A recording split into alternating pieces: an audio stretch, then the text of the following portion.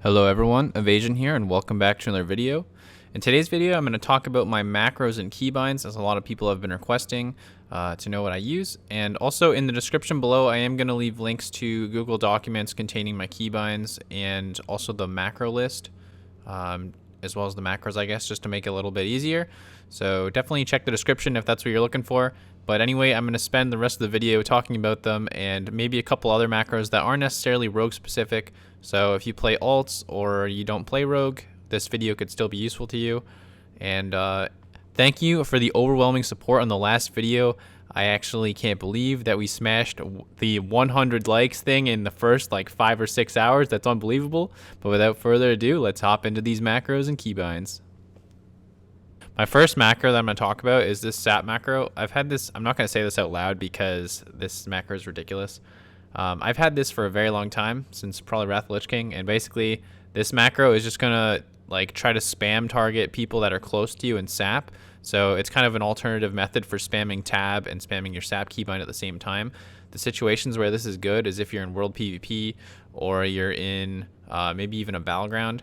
And I used to use this for Arena 2, but now I use Arena 1, 2, 3 Sap as well. But yeah, there's also, if you hold shift on this macro as well, it will also target your focus. If using shift is bad for you, you can change this little line here from shift. You can change this to alt or control, whatever is comfortable for you. That's pretty much all there is to say about this macro. Yeah, so Arena 1, 2, 3 Sap, I have stop attack and slash cast at Arena 1 Sap. Basically, it's just going to, you spam this button, it's going to try and target that top arena frame. I wonder if I can actually use, it's kind of for like a visual aid here. If we use S Arena, if I hit test, yeah, we can see arena bar. So yeah, if I use like Alt A for me, for example, it's going to spam target the top guy and try to sap him, or second one, you know, Alt S, it's going to try and hit Arena 2, Arena 3, etc. Nothing too crazy there, just makes your gameplay a lot more fluent and you can do stuff a lot faster. Next macro is a pretty popular macro that people ask for, and this is like a bar saver macro. You can use your backstab and shadow strike on the same button. Now I'm gonna start off, before I even get into this, I don't actually recommend this. If you haven't set up your rogue yet and you can put backstab and shadow strike on different keybinds, you should do that because it is better. And the reason why that is there is a slight delay when you press shadow dance or you enter stealth, where if you go to stealth and you're spamming your keybind to get off a backstab or like a shadow strike, there'll be situations where you actually backstab instead, just because of lag or you know, the bar just hasn't flipped over. And the reason for that is because both stealth and shadow dance are off global cooldown. So if like I approach somebody spamming dance or like to get it off, and then I hit shadow strike too fast, it would actually backstab, and you don't want that. But the way that I do my opener and how it's placed out on my keyboard, the timing when I actually get to my shadow strike keybind, I never screw this up, so it hasn't been a problem for me. So there it is if you want it. It's like, it'll use backstab when you're out of stealth, you use shadow strike if you're in stealth or dance. Pretty straightforward to have them on one keybind. I use a lot of focus macros too, so I have like a focus rupture. Not that necessary because we're not like a crazy, you know, spread damage thing as subtlety, but it's nice to have as assassination or if you're doing PvE. Basically slash cast shift mod, so if I hit shift it'll target my focus. I also have, before I get into a bunch of like focus macros, I'm not going to read off a bunch of different focus macros, but if you want a different ability in here, like if I, instead of rupture, like you could do this for blind, you know, so if you hit shift, it's going to blind your focus target. And yeah, so that's pretty much all there is to do that. But if you want a focus setting macro for when you're not in arena, because I do, once again, I use like 1, 2, 3 focus and targeting macros. If we go up to this guy here, this random shaghorn, I have a mouse over focus macro. So if I put my mouse cursor over top of the whatever I'm targeting, you know, and I hit the keybind, it's going to target them and set them to focus. If you have no mouse over target and you press it, it'll clear your focus, so it's really cool. And if you're targeting it and you don't have a mouse over, it'll also just simply focus the target that you're targeting. So super fast, super useful macro that you can use outside of arena, whether it be for, you know, I've actually won a lot of 1v2s and stuff like that in world PvP simply because I'm able to quickly grab somebody's focus which I don't think a lot of players really kind of have set up, because it's just world PvP, right? It doesn't really matter that much, but it is fun. So it's something you can do. And that macro, there it is right there. So this combat readiness thing, you don't need this. I just keep this here for old time's sake. It was a defensive cooldown we had back in Cataclysm. But yeah, so slash focus, target equals mouse over exists, and then these little square brackets at the end. I don't know if these are actually required anymore, but this used to stop the macro from breaking. It still works the way it is, and that's that. The next macro I think that's really important that I'll talk about is, okay, I have a focus shadow step. Okay, so another thing before I move out of focus macros, so I use a lot of macros where it's like you hold down shift, it'll target focus. It's just a good system because they use like 3, then shift 3 is your focus. It's just kind of easy to remember. That's how I've always done it. But if you have a keybind that doesn't work for that, say on my mouse now I have shadow step on 2. If I wanted to focus shadow step, then it's I have it on a completely different button, so hitting shift wouldn't work for me.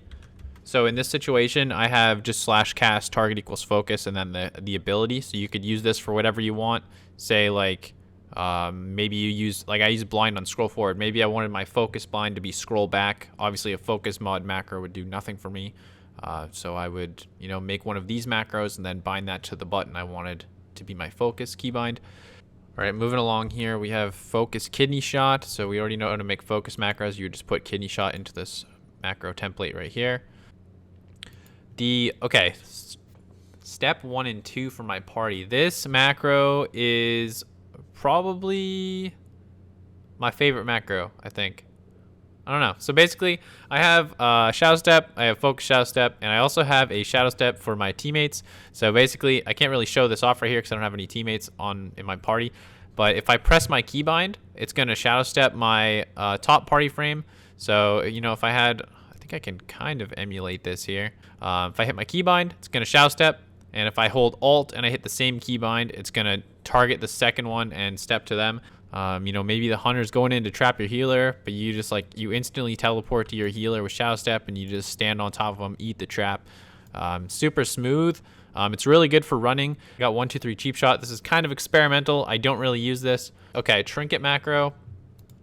Basically, if you use use 13, it's going to use your top trinket slot. So use this trinket. If you use use 14, it's going to use the bottom trinket. I have those on my bar. Those are really good. So if I switch these trinkets to anything, minus talisman or something like that, then it'll just automatically switch on my bar, and I don't need to re-drag that shit to my bar because that's, I don't know, I used to deal with that when I was younger and that sucked.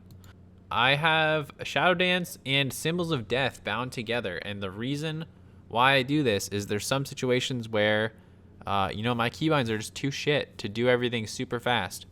I do use them separately though. So anything, okay, so this is a big thing that might be news to a lot of people. A lot of people want to bind all of their burst buttons together. It's so bad, don't do it.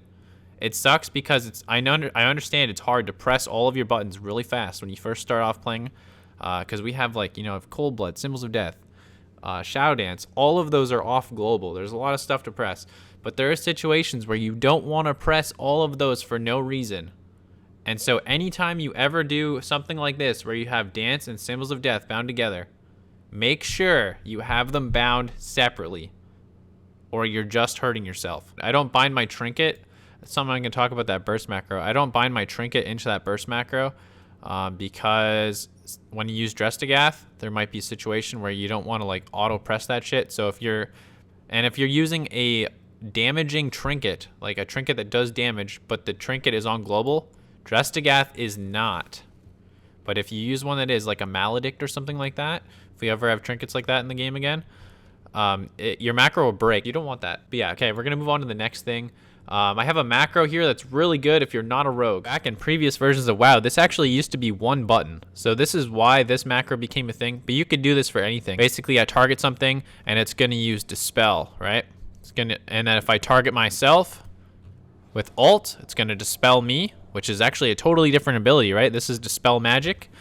And then on myself, it's Purify. So I'm purifying myself and I'm dispelling the target all with the same button, except for the difference is I'm holding Alt in this situation. You could change this to whatever you're comfortable with.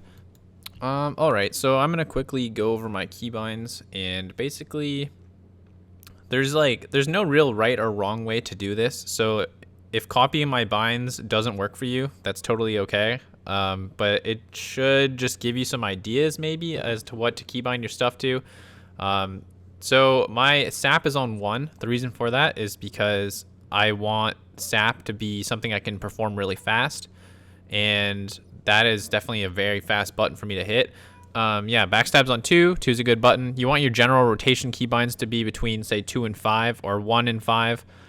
So that's where I put, like, backstab, rupture, kidney shot, eviscerate. Symbols of Death's on 6. The reason it moved, it used to be on F1, and the reason I moved it, I actually like F1 better, but F1 is my slice and dice keybind since I've been playing Rogue. X is Cold Blood, and C is Shadow Dance. So basically, in an opener situation, if I went to open, I could use my cheap shots on tilde, the key beside 1.